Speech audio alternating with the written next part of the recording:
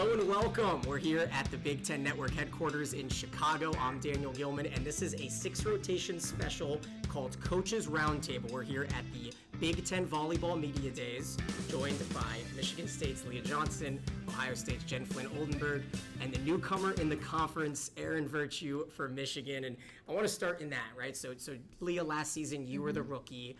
You had to kind of work your way through not just the media days, but your first season as a head coach in the conference. What's a bit of advice that you could give to Coach Virtue here off the top? And all the tips and tricks. Yeah. Gosh, honestly, I just kind of took it as it came. I didn't try to overthink year one. I tried to build my culture and enjoy the process, enjoy each step. And I mean, she's got Big Ten experience. I didn't have any of that.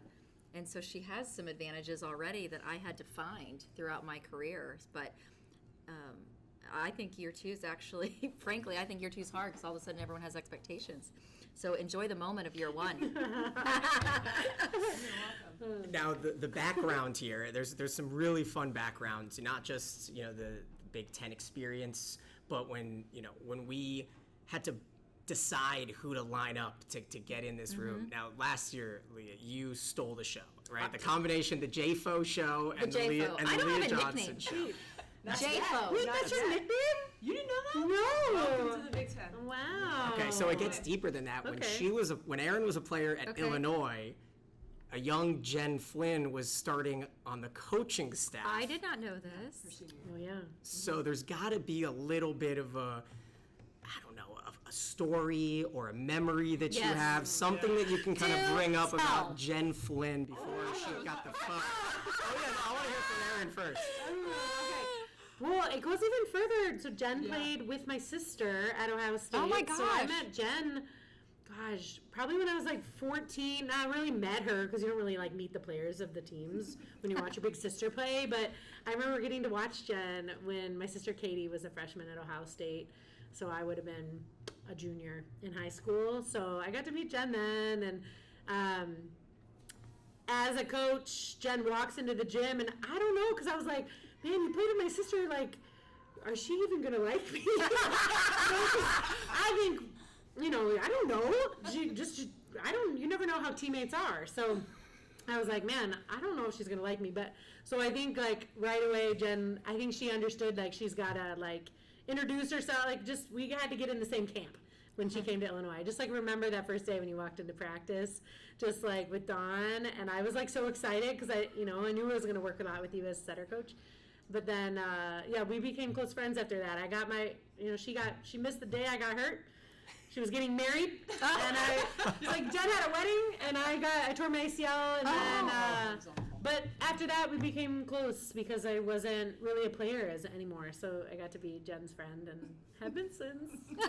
So before I ask you, I want to just give the fans, so Coach Virtue, she's been in the Big Ten twice over as an assistant, now coming back, but you had a little bit of a stint out in Japan. Gold medal, something that your two players talked about in the press conference, a very slight brag, where Allison and Hannah are talking about coming into the coaching room and seeing the gold medal on the side. Back before that, though, right, as a senior, do you remember Erin at all? Were you, right? Do you remember? No, let's go. Absolutely. Yeah. Do you want the short story or the long story? Hey, this is long form. Long form. I'm here for this. Let's do the funny ones first. I don't know what's going to you. You're a little I was so Don Harden was a head coach, and he was known for wearing jumpsuits, old school. Oh yeah. Yeah. Imagine the old Nike ones that swish when you walk. Ooh. That's them. Yeah. And he had one that was salmon colored. Pretty. Mm-hmm. Remember that one? I do. And somebody said, "Where's Dawn?" She said, "Upstream." I was like, I really like this one. Stop it. I like this version. I don't remember saying that. Yeah. And then it was fantastic. But it was your senior year, and we were getting ready for Stuff Up. And so back then we did a challenge type tournament. And so we were playing, I don't even know who we were playing, a team that we should beat. Okay. And then we were going to play the winner of USC and Liberty. Do you remember this? Yeah. Yeah, do you remember what you said in the press conference? No. All right, this is even better. Okay, so leading in, Dawn was like, okay, Erin, you got to make sure that you say, like, we need to get past, again, I don't even know what team you're playing. Clearly it was important. I can tell. We need to get past this team first before we can focus on USC. And they had just come off, like, 52 match win streak, like, they were really good. Double national champs, yeah. Yeah, so it was like, it was going to I be a remember good the match. USC. Yeah. Yeah. Was Mick coaching? Yeah. Yeah. Oh, there you go. Yeah, Mick was coaching, so Ty Yeah. Allen- Yeah, let's bring it on. So I remember he was like drilling you about like make sure we handle the first match first. And somebody asked you about the question like, hey, what about the match tomorrow? And you're like, yeah, USC's gonna have to get past Liberty first. Right? Like you didn't talk anything about Oh, our match that's that night. so And it good. was like, nailed it. Yeah, nailed it. And he was like shaking his head, but also very proud. Of yours. So you were just always competitive. I don't remember that. Yeah, we were up 14, whatever it was, in the 5th set, and you went back and you ripped a jump serve. Oh, he was pissed. Yeah, because you missed it. Yeah. You went for He's it. like, you were trying to win it for yourself. I'm like, I was trying to win it for the team. And I missed it. But you went for it, and yeah, I mean, just you would run through a wall. It was always fun to coach you. Thanks, Really, Ryan. really fun. Yeah, it's a lot of fun to go back. But I do want to kind of tie in maybe like the bigger stories coming into this media days. And Jen, you have been kind of the first, what do we want to call it? Like the test rat, right? Towards like the COVID eligibility extensions, when it happened, when it got authorized. We all knew, or maybe we thought, and then we started to realize, well, at one point it's gonna push up against the ceiling, something's gonna overflow, someone's gonna have to deal with that. And I don't think there's really been an experience for a coach that has so much that you had towards last season and going into this offseason. Honestly, it couldn't have been handled better, from the players not having drama, and then from the Final Four in Omaha and seeing, Mac and Kylie there. So the media surrounding them and the way that they reacted to it was so amicable towards you and towards the team. I'd love to kind of peel back the curtain now and try to see, like, at what point in last season was it starting to come into focus that, like, hey, we're not going to be able to keep Gabby and Mac and the long laundry list of players that we're still going to have another year of eligibility. How did that really come about, and was it as seamless as it seemed from the outside? Yes and no. I mean, I feel like just our relationships, in the conversations we have were just true and honest. And I think it was maybe August as we were talking, like, what do you think about next year? Where are you at? Do you want to play pro? Are you done? What does it look like? And, they were in grad school.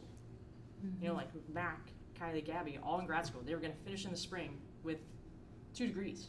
It's impressive in 4 years. And, I think they could have handled it very differently.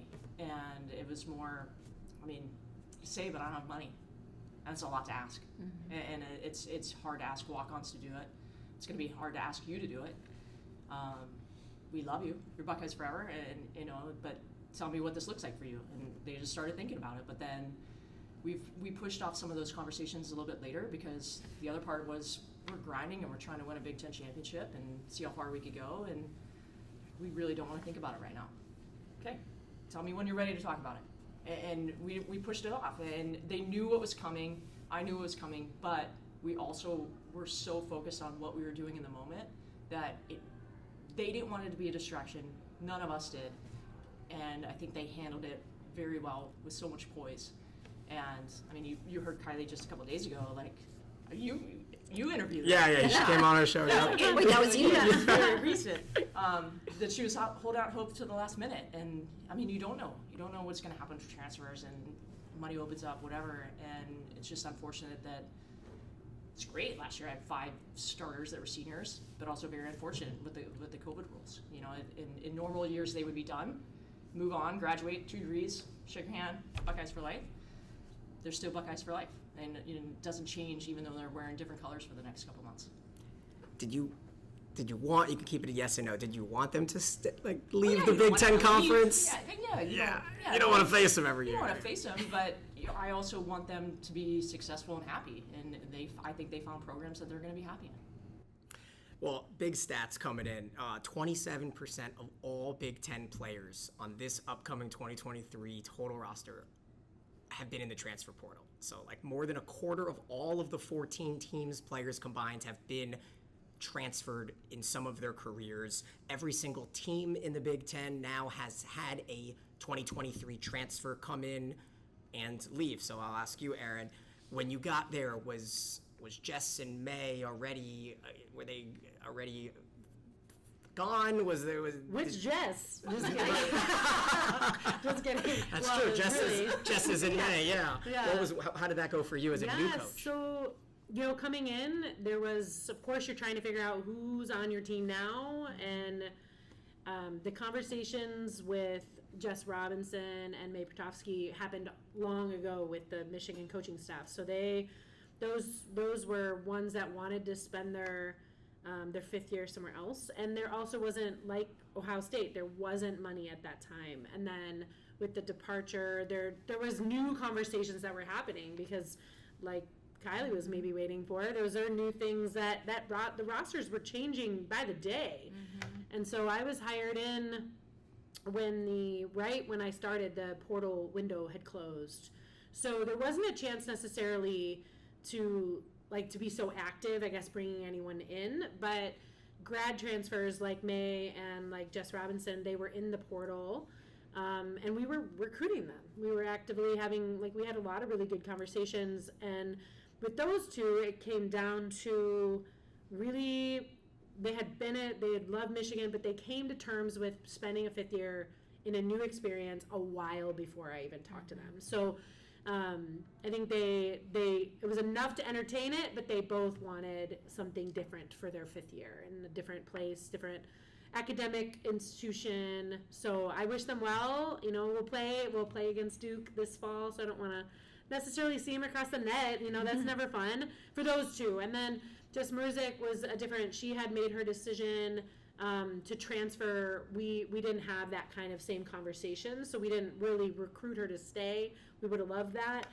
but she had made that quite early after the departure of Mark. So, again, another person that you're going to face. That's a lot of our offense that graduated or transferred. They all graduated from Michigan, even Jess, who was able to finish in 3 years. So that's so great that she was able to do that and get a degree. She pushed her classes to try to get the degree and do great and move on. So, for the culture of the team, it's fascinating because you need to be able to have those conversations, but then you also have to have some rebirth from the group and be able to move on from that too. So kind of like Flynn, you wish him well. You don't want to play him, but they all graduated from Michigan, so they're definitely our alums and grads, and we wish them well, but not in that day when we play them. But I won't wish them well. I'll shake their hand and high five them, but we want to win. But as you mentioned too, it's not like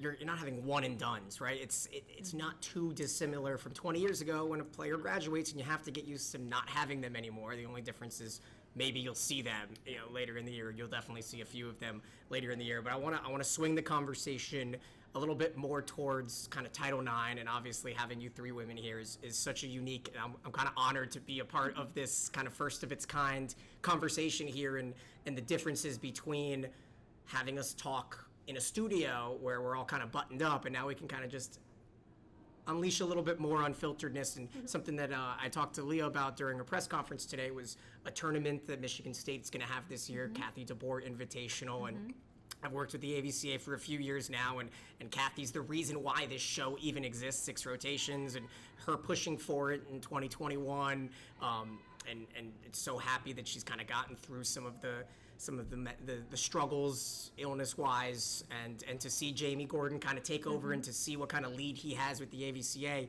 But Kathy to Michigan State, it still kind of means something to everyone else, right? I want to hear from each of you kind of what Kathy and maybe the 4 mothers that we've had in this sport have kind of pushed to get Danny to the championship, or to get Mary to a championship. It's still looking for that first all-female Final Four and all-female final. But we can start with Leah, because obviously, in Spartan territory, the name reigns. So last year, Kathy had been chosen to be inducted into our Hall of Fame, and I didn't actually know Kathy all that well, just through a few different events through the AVCA. But when that happened, I had the pleasure to call her and talk to her and get to know her. And I also hosted an alum Zoom within the first 2 weeks, and she jumped on one, and in full Kathy style, I'm sure you guys can relate to this, she completely took over the conversation and just had so many things to say and ask and demand but it was with such love, but she does it in a very Kathy way. And she wanted to make sure I was demanding what I deserved. She wanted to make sure we had the resources we deserved. She wanted to make sure the Big Ten was showcasing the way it should. I mean, every conversation Kathy has is with a purpose, no matter how she expresses it. And so when she announced her retirement, I thought it was fitting that we recognize her and honor her. And especially Michigan State, she was a dual sport athlete. She paved the way. She challenged status quo, both in action as a student athlete, legally, in many ways. And so she reshaped what it looked like for us. And so honoring her in that way and making sure that her memory is always available, and that gives us a talking point to tell the story to every athlete that comes through our doors and any person who attends that tournament. Cool. Yeah. She's a trailblazer. I think to have her leadership over the last few decades has been remarkable, and for you to honor her that way, I think it's such a cool thing, because people should know she's an alum of the Big Ten and of Michigan State, and I think it's a cool thing that you're doing. Yeah. On that first call, she said, "Just so you know, I can't root for you." And I said, "Kathy, then get off my call." She goes, "Why not?" Well, she goes, "I'm the president of the AVCA. I'm neutral." And I was like, "You're on my Zoom." And then the last time we talked, she's like, "All right, go green." And I was like, "Okay, it's about damn time." I've talked Kentucky sports with Kathy enough that she's got a little bias. Yeah. In some She's SEC, hilarious. SEC So stuff. funny, yeah. Go ahead. No, I was just gonna echo Kathy is she has a mission every week. She is a woman with a plan, and even though she's retired, we will not see the end of her plan. She will continue to push, and with the national team, she would travel or come out to Anaheim, and she is what are you need to do more. You as the national team, you need to do more. Us women, she would expect even more than we are already trying to fill our plates with. So it's pretty cool to have someone that is she's on it. Yeah. And I've talked to her a lot over the last, especially the last 5 years. Yeah. But it's so great for our sport. We just need people like that, and then to have it be a woman like that is, it's even cooler. I'm going to broaden this into a little bit of international talk, and I'll stick with you because you've got the international experience, a gold medal. I don't have to mention that again. But, there's only one female head coach in the top 5 leagues of Europe, Japan, Brazil, right? It's only Tomoto Yoshihara with the JT Marvelous out in Japan. But it seems like America is going to push in a different direction. We've got this new Pro Volleyball Federation. Things are moving, and there are already 3 female head coaches here in this inaugural league, right? We've got Amy, we've got Kathy, and Taiba. And so in this, have you kind of followed the Pro Volleyball Federation? Do you follow international? What are kind of your thoughts of this movement? And it's an interesting trend. Yeah, I'm following all of it. We should. I think if on both sides of my job, but if I have athletes at Michigan that want to go play, I hope we're tracking some of that. But we have now 3 leagues that are going to be 2, one that started, one that's about to start, and then a third. So it's so cool because the 3 being Athletes Unlimited, and then the PVF, and then League One, 3 really different business models, and talking to all their CEOs and presidents, they all think it's the best plan. Everyone's this is the way to bring people in, and this is the way we're going to raise money, and this is how you sponsor teams, and this is how you get butts in the seats. And they're so different, and how cool, I think it's just, I'm excited. I'm excited for, would it be great if they, got those heads together? Maybe they will someday. But for me, it's I remember watching Flynn in the USPV. Really? Yes. And Flynn, oh my gosh, we didn't even talk about that. Flynn was my club coach at 16. when she played, well, you were like also very young, so Thank you. at 16, the USPV, the professional league, Flynn was like part of this like trailblazing professional league, and it didn't last that long, but like it was an opportunity for me as a 16-year-old to look up to a pro. And like an awesome role model, like have a bunch of them in the gym. I think we had like 4 assistants on my 16 whatever team. I don't know what color it was at Sports Performance. And so like that was cool, and that's what these leagues are building. And like we have one in our state, which is awesome. You have one in your state. Like in the Midwest, we have like these are in Big Ten territory. League One will have one in Madison. Like there's a reason they're choosing Nebraska, Omaha with PVF. So like the Big Ten is laying the foundation, and these teams are going to come in and help celebrate that. So to me, I'm excited about it. I think it's great they're hiring some women, and those are good coaches, and they're supporting them. So, you know, that's like the first question somebody asks me, like, hey, you know, hey, do you know a good coach for my team, you know, assistant? Like, well, how are you going to support them? You know, like, there's opportunities in the Division I or other divisions, but like, how are you going to support them? And they're investing in these coaches, and they're investing in the leagues. So I'm just hopeful. I know that a lot of people would love to play here in the United States professionally, including people from abroad. So you found a cheerleader. So I mean, yeah, I'm not picking one horse, but No, I'm excited for it. I think pro volleyball. Now, were you, Leah? Did you like surprised to see Kathy George whenever you got a text, or it was like that she was going to be the head coach, the winningest Michigan State? You know, I like, didn't think Kathy was done coaching, okay, I wasn't surprised at all. Yeah. Like, she can't sit still too long, and she took a little break and was able to focus on Kathy and her family and her mother, who she was the primary caretaker for, which is another admirable trait that many women take on at various stages in their life. And so then she got to move forward, and she's a great champion of all of us, especially at Michigan State, but I'm thrilled for her. Now, I want our final kind of topic here to be a little bit more about the 2023 scheduling, and all 3 of you were involved in huge matches, nationally televised ones. But first, Jen, I want to ask you, the news that the championship match is going to be moved from Saturday on ESPN or ESPN2 to Sunday, noon on ABC, extra day, ABC, like what kind of went through your mind when you heard about it? Do you think it's better overall? Are there any negatives to it? I think that's all positive. Yeah. You know, I think everybody's asking for extra days, so another day in between the semis and the finals. I don't think it's a bad thing for the players and the staffs involved. Any chance we have to be on, prime television, that's huge. You know, they're like, Monday at 2, we're in.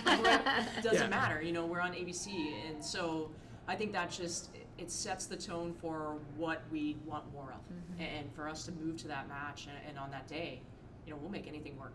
But for a Sunday, that time of year with football, and to be on ABC, we'll take it. And so that kind of pairs well, like on Sunday, you two are going to be like center stage on Fox, October 29th, the game, right? I have to imagine that there's, and for my fans, salmon tracksuit. Nike. Sorry. Over the knee. Can I commentate? Oh, Nike. I'm sure. I'll call Dunn. Yeah. He's probably listening. It's like these two. Sorry to cut you off. no, it's perfect. It's, for there to be Fox this, will be like, what are these women doing? Like, that thing went out of style in me. I'm gonna live tweet the whole time. She'll be like, she's going upstream. and it wouldn't even be surprising for them to get like an NFL announcer to do it, because that's just kind of the way things are done. I think you guys, the great Ohio State-Texas match last year, the first one, it grabbed someone that didn't have a lot of volleyball experience. I'm sure you got plenty of texts about that. It's like the first question at the beginning of the season. It's like, why in the world are these two teams scheduling each other? And that was like the iconic way to start the 2022 season. But for an NFL Sunday, for you guys to take over, and hopefully regionally they do a good job to kind of put the Lions, or, you know, depending on whoever, the Browns or the Bengals or whatever it is, to make sure that it's scheduled around, because the other game is going to be Minnesota, Wisconsin. So depending on the regions, certain people will get Minnesota, Wisconsin on Fox, other people will get Ohio State, Michigan. When you got that news, Jen, was there like a difference? Do you feel like we're starting to move in a different direction, really? We're moving forward and just putting it on a main broadcast. It's going to reach more people. And I think when I started playing and we're on a local sports network and Logan's mom is commentating, like that, it was amazing. We're on TV, and now to be nationwide, I think that's a big deal. And it's a big deal for our younger generation to see these role models on the screen, and they want to be just like our players, and our players want to be like the national team players and international team players. So I think the more volleyball we're watching at a higher level, the better for everybody. And for those watching, there's only one way for the sport to continue to grow, and that's everybody needs to watch. And like we said, the same thing for last season's postseason.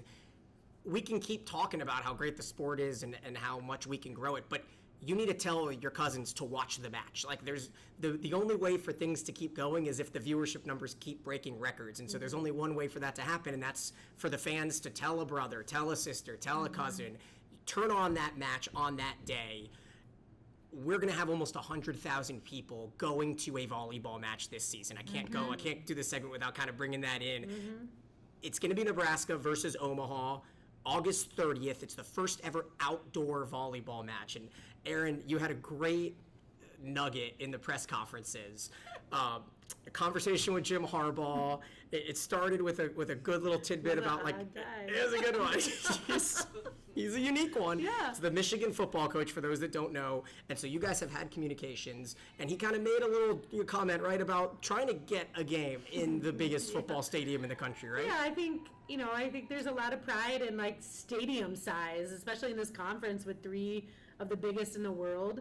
But yeah, they were like, we're going to fill up this stadium in Nebraska. And so Jim, just a little text, like, I think we have more seats. Like, I was like, well, Jim, okay. I think we can. And same with a few other, comments coming in of just, like, that's how you do it in sports. Like, someone does something kind of cool, and then you just do it again, and it gets bigger and it gets awesome. So, yeah, he was pretty funny. Yeah, I was going to say, competitiveness is not just reserved for men, right? Like, you guys can be just as competitive, and you can want to one-up. Is there a chance playing a football game in Columbus? No. A volleyball match in a football stadium? No, it's weather is going to be tough, too. It's so hot. It's either going to be too hot or too cold. I hope them well, but yeah, it's super cool for our It is sport. super It's cool. just not going to happen this shoot.